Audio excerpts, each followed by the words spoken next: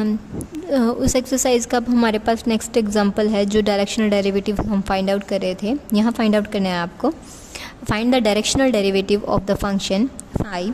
X y is equals to x y divided by x square plus y square at the point 0, 1 along vector A, line making an angle of degree 30 with positive direction of x axis। यानी हम x axis जो vector है ना हमारा, वो x axis के साथ 30 degree angle पे इंक्लाइंड है। ठीक है, तो उसकी हेल्प से हम वेक्टर ए की फॉर्मेशन करेंगे और इसका हम क्या करेंगे, ग्रेडियंट फाइंड आउट करेंगे, क्योंकि हमें डायरेक्शनल डेरिवेटिव फाइंड आउट करने के लिए किसकी नीड होती है, ग्रेडियंट जो गिवन फंक्शन है उसका, और साथ में क्या चाहिए होता है हमें, जो वेक्टर होता है उसका यूनिट वेक्टर। अब यूनिट वेक्टर के लिए तो देखो कोई यहाँ पे हेल्प गिवन नहीं है, डायरेक्ट क्या गिवन है, जस्ट एक पॉइंट गिवन है कि वो 30 डिग्री एंगल पे इंक्लाइंड है, किसके साथ, पॉजिटिव एक्स एक्सिस के साथ। इसकी हेल्प से हम क्या करेंगे, हमारे वेक्टर ए की फॉर्मेशन करेंगे। फर्स्टली तो जो डायरेक्ट इन्फॉर्मेशन गिवन है उसका यूज़ करते हुए हम ग्रेडियंट फाइंड आउट करेंगे। Gradient phi is equals to curl phi over curl x i cap plus curl phi over curl y j cap plus curl phi over curl z k cap. ठीक है, तो यहाँ से आपके पास terms आ जाएंगी y into में x square plus y square minus x y, साथ में क्या है 2x डिवाइडेड बाय, क्योंकि ये क्या थी हमारी क्वोशिएंट टर्म्स में थी, न्यूमरेटर बाय में डिनोमिनेटर, इसलिए हमने यहाँ पे क्या लगाया है, क्वोशिएंट रूल लगाया, और दोनों ही जगह पे x और y दोनों ही प्रेजेंट थे, इस वजह से यहाँ पे क्या लग गया आपका क्वोशिएंट रूल। डिनोमिनेटर में आ रहा है आपका x square plus y square और साथ में क्या आ जाएगा whole square i cap plus x into में x square plus y square minus x y साथ में 2y divided by x square plus y square raise to the power 2 j cap. अब इस कंप्लीट क्वेश्चन में जो भी आपका function given है इसमें कोई भी z से रिलेटेड तो टर्म है नहीं है, तो इस वजह से यहाँ पे क्या हो जाएगा 0 के कैप।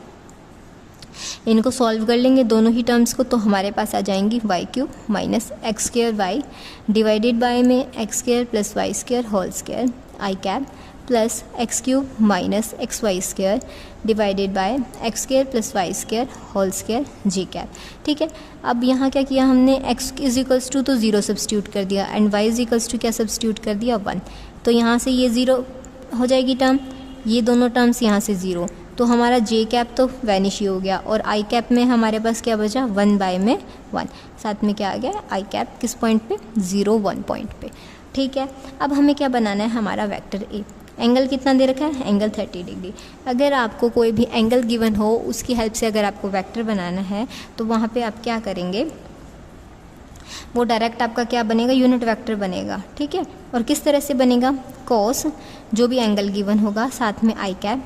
प्लस में साइन जो एंगल गिवन होगा और जी कैप। ठीक है, अब cos 30 की वैल्यू होती है √3/2 आई कैप प्लस में साइन 30 की वैल्यू होती है 1/2 जे कैप। तो अब डायरेक्शनल डेरिवेटिव के लिए यूनिट वेक्टर भी आ गया है हमारे पास और ग्रेडियंट भी, दोनों वैल्यूज़ को सब्स्टिट्यूट करेंगे। अब यहाँ पे क्या है, आई कैप की डॉट प्रोडक्ट हो रही है इसके साथ भी इसके साथ भी। अब आई कैप के साथ तो आपको वैल्यू देता है 1, और जो दूसरे किसी वेक्टर के साथ अगर डॉट प्रोडक्ट कर दी जाए तो वहाँ पे वैल्यू हो जाती है 0। तो हमारे पास आई इंटू आई क्या हो जाएगा 1, और साथ में आंसर क्या दे देगा √3/2। ठीक है, तो ये हमारे क्या थे डायरेक्शनल डेरिवेटिव, जब आपको गिवन वेक्टर डायरेक्ट इन्फॉर्मेशन ना देते हुए एंगल की फॉर्म में गिवन हो। ठीक है, नेक्स्ट क्वेश्चन है अब हमारा, find the directional derivative of phi is equals to 3y square plus y z cube at the point 2, -1 and 1 in the direction of normal to the surface x log z minus y square plus 4 is equals to 0 at the point -1 to 1। यानी जो हमें क्या given है, वो function given है, वो किस पे नॉर्मल है, इस पे नॉर्मल है। ठीक है, फंक्शन क्या गिवन था, फाई ऑफ, ये तो आपकी क्या थी सरफेस की इक्वेशन, किस तरह से गिवन है, phi of x y z is equals to x log z minus में y square plus 4 is equals to 0। यहाँ से हम क्या करेंगे, हमारा ग्रेडियंट फाइंड आउट करेंगे। ग्रेडियंट का फॉर्मूला आपको पता है, curl phi over curl x i cap plus curl phi over curl y j cap plus curl phi over curl z k cap. ठीक है, एक्स वाली टर्म सिर्फ यही है, तो यहाँ से क्या आ जाएगा log z आई कैप, वाई वाली ये है आपके पास -2y जे कैप z यहाँ पे है, प्लस में क्या हो जाएगा XYZ k कैप, किस पॉइंट पे निकालना है, -1, 2 और 1, तो x इजिकल्स टू सब्सिट्यूट कर देंगे -1, y is equals to 2 and z is equals to 1 substitute करते हुए हमारे पास इक्वेशन आ जाएगी, क्योंकि log 1 की वैल्यू क्या होती है, 0 होती है, y पुट कर दिया और यहाँ पे ये वैल्यू पुट कर दी 1/1, हमारे पास आंसर आ गया है -4j कैप -k कैप। ठीक है, अब वेक्टर ए क्या कर रहा है, represent normal to the surface. Okay, vector A क्या है, नॉर्मल है सरफेस पे, तो नॉर्मल क्या बना रहा है सरफेस पे, आपका ये वाली इक्वेशन थी ना, उसके सरफेस पे नॉर्मल, तो हमारा जो वेक्टर ए है ना वो किसके इक्वल आ जाएगा, ग्रेडियंट ऑफ फाई के, जो किसके इक्वल है, इसके इक्वल है। ठीक है, तो यहाँ से इसका क्या कर लेंगे, मैग्नीट्यूड, क्योंकि हमें यहाँ पे डायरेक्शनल डेरिवेटिव फाइंड आउट करने के लिए क्या चाहिए होता है, किसी भी गिवन वेक्टर का मैग्नीट्यूड फाइंड आउट करते हुए यूनिट वेक्टर हमने फाइंड आउट कर लिया।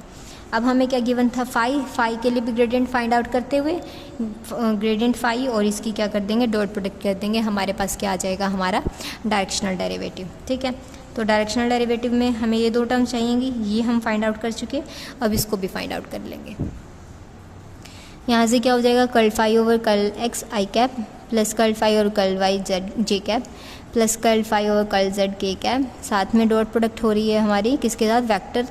a कैप के साथ। ठीक है, तो यहाँ से क्या आ जाएगा, -4j cap -k cap divided by √17। ठीक है, तो यहाँ पे क्या हुआ, x का कोई भी वैल्यू ही नहीं थी हमारे फंक्शन में, क्योंकि फाई हमारा किसके इक्वल आ रहा था, 3y² प्लस में yz², x की कोई भी टर्म नहीं थी, तो x यहाँ से क्या हो गया, वैनिश हो गया, y था, y यहाँ पे भी और यहाँ पे भी है,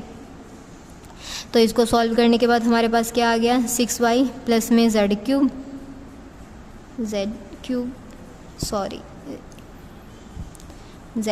आना है यहाँ पे।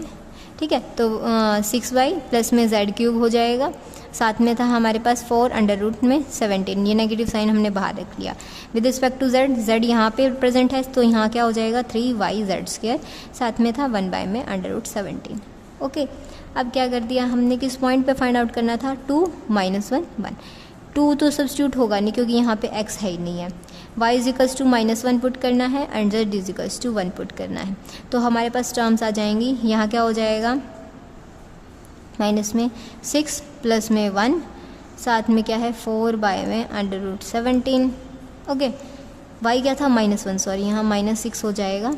और बीच में था नेगेटिव साइन, y क्या था, -1, ये था +1, तो फिर से यहाँ पॉजिटिव, 3 में √17, यहाँ क्या हो जाएगा, -5 + 1 -6 + 1 -5 माइनस प्लस हो जाएगा, तो